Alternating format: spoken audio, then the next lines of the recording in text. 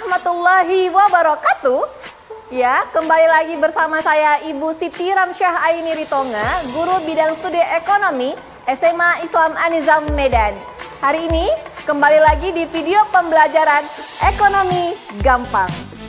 Ibu kelas 10, mari kita buka pembelajaran hari ini dengan mengucapkan lafaz Bismillahirrahmanirrahim. Ya, dan Ibu, kita lanjut lagi materinya tentang studi kelayakan bisnis atau business plan.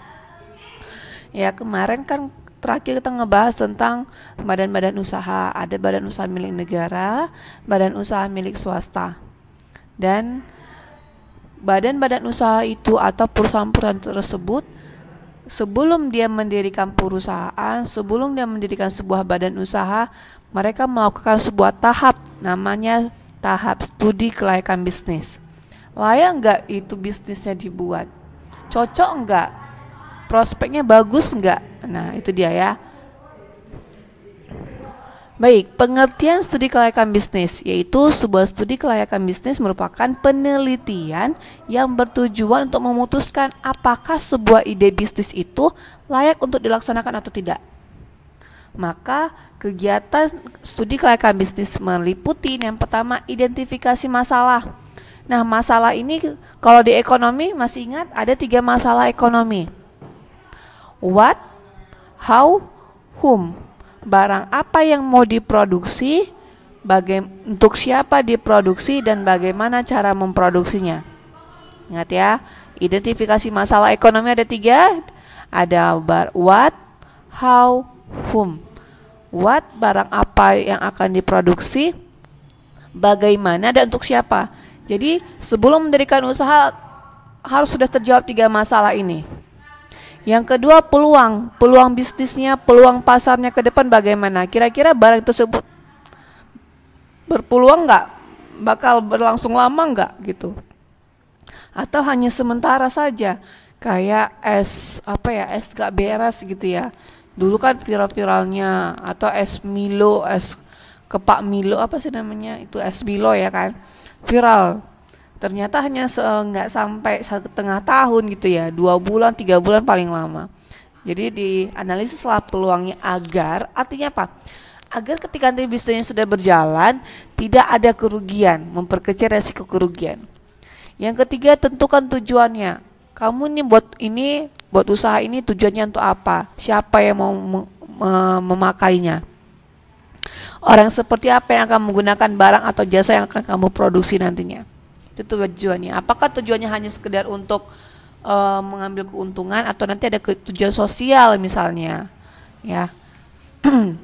Selanjutnya, menggambarkan bagaimana situasi bisnis dan menilai berbagai manfaat yang dihasilkan. Ini dia kegiatan-kegiatan dari studi kelayakan bisnis. Nah, dilihat nih situasi bisnisnya, siapa pesaingnya, bagaimana pasarnya, pembelinya bagaimana. Perlu juga dipelajari bagaimana daya beli masyarakat hari ini gitu ya. Dan kalau misalnya kita sudah mulai tuh bisnisnya, bagaimana manfaat yang akan kita hasilkan, keuntungannya besar atau kecil, itu dia. Maka ada 6 bidang yang akan diteliti atau dianalisis. Yang pertama, deskripsi pasar. Di deskripsi pasar ini yang pertama menentukan siapa yang beli. Ya, menentukan siapa yang beli. Maka dilihat selera masyarakat, selera orang-orang hari ini apa. Gitu. Kalau hari ini saya lihat dari fashion ya. Hari ini lagi selera yang warna-warna lila gitu ya. Nah, banyak tuh dari mulai tas, baju, sepatu. Itu warna lila nih banyak memproduksi gitu. Itu deskripsi pasarnya. Apa seleranya, apa minatnya. Dan golongan orang seperti apa yang akan beli itu barang yang akan dibuat, usaha yang akan dilaksanain. Yang kedua, deskripsi bisnisnya. Kamu mau usaha seperti apa? Kalau mau buat produksi barang apa? Bagaimana cara buatnya? Bahannya dari mana aja? Itu harus dianalisis, harus dideskripsikan gitu. Namanya perencanaannya. Kalau memang usahanya berupa pelayanan jasa apa?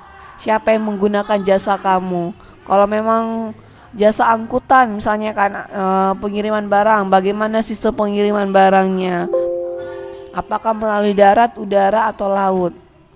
Selanjutnya, yang ketiga, teknologi yang diperlukan.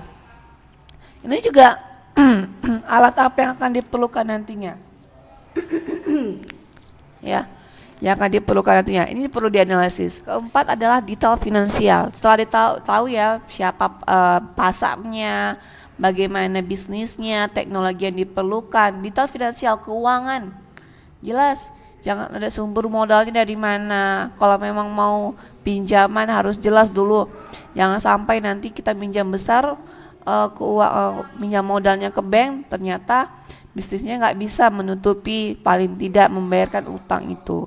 Akhirnya nanti apa? Kita nggak dapat untung, tapi pendapatan yang terima itu hanya untuk membayar bunga bank misalnya. Jadi ada detail finansialnya. Yang kelima ada struktur organisasi. Nah ini harus jelas.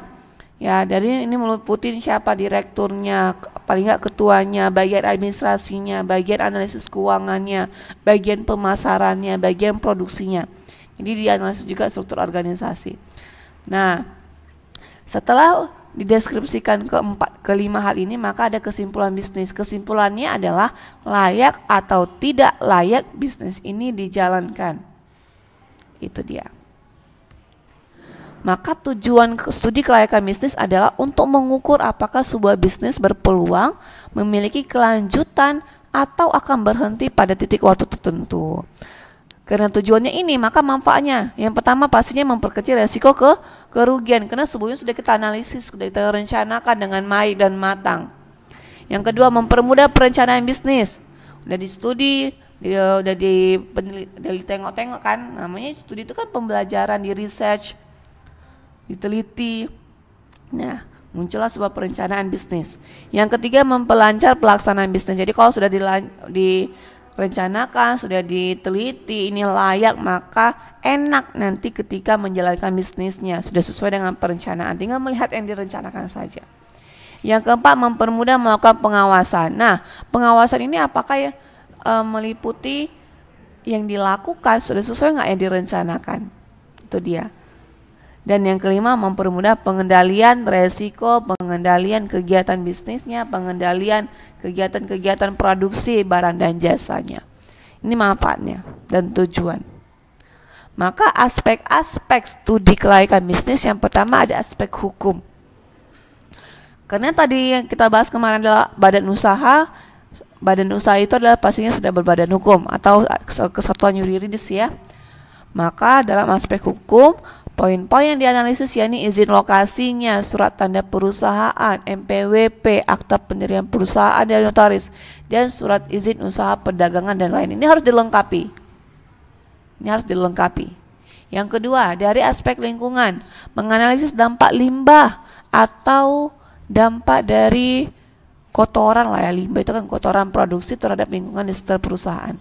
Apakah bagaimana pengelolaan limbahnya, jangan sampai mencemar lingkungan limbah dari produksinya. Dia dianalisis. Yang ketiga, aspek pasar dan pemasaran. Analisis ini pada tahap ini menjawab apakah produk yang dihasilkan oleh perusahaan memiliki peluang pasar. Banyak nggak pembelinya? Pembeli seperti apa yang akan membeli barang itu atau menggunakan jasa tersebut? Gitu. Makanya dalam aspek pasar dan pemasaran ini, lokasi pemasaran, lokasi pasar, lokasi jual juga menentukan peluang pasar. Milih lokasi-lokasi yang strategis, itu lokasi yang padat penduduk biasanya ya. Yang keempat, aspek ekonomi dan budaya. Dari sisi budaya, studi kelayakan akan menganalisis bagaimana perusahaan mempengaruhi adat istiadat di daerah sekitar. Nah, sementara dari sisi ekonomi, analisis yang dilakukan adalah bagaimana perusahaan berdampak pada tingkat pendapatan per kapita di wilayah tempat perusahaan didirikan. Nah, ketika mendirikan perusahaan, secara kebudayaan katanya mempengaruhi nggak ada istiadat di daerah tersebut. Jangan sampai nanti malah merusak tatanan kebiasaan, ketatanan budaya di daerah tersebut. Contohnya budayanya budaya gotong royong gitu ya. Ternyata makin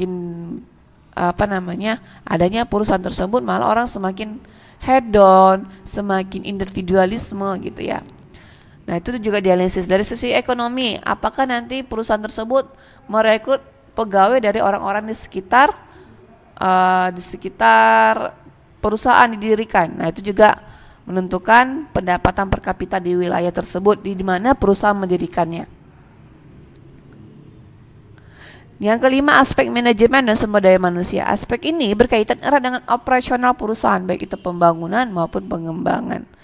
Dan yang keenam, aspek keuangannya itu proses penganggaran adalah hal yang harus dilakukan dalam perencanaan bisnis. Seperti saya katakan tadi ya, modal uangnya dari mana, modalnya dari mana, mau ngutangnya nanti kalau mau pinjaman dari mana, mulai dianalisis pembayaran pinjamannya bagaimana.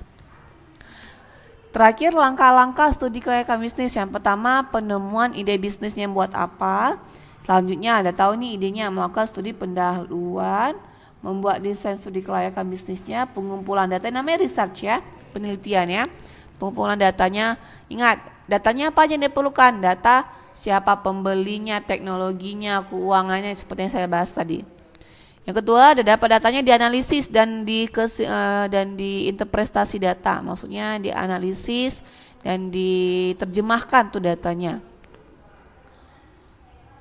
Selanjutnya yang keenam, menarik kesimpulan dan rekomendasi, dan terakhir yang menyusun laporan studi kelayakan bisnis. Inilah dia langkah-langkah studi kelayakan bisnis. Selanjutnya nanti di pertemuan selanjutnya saya akan meminta kalian untuk membuat suatu studi kelayakan bisnis.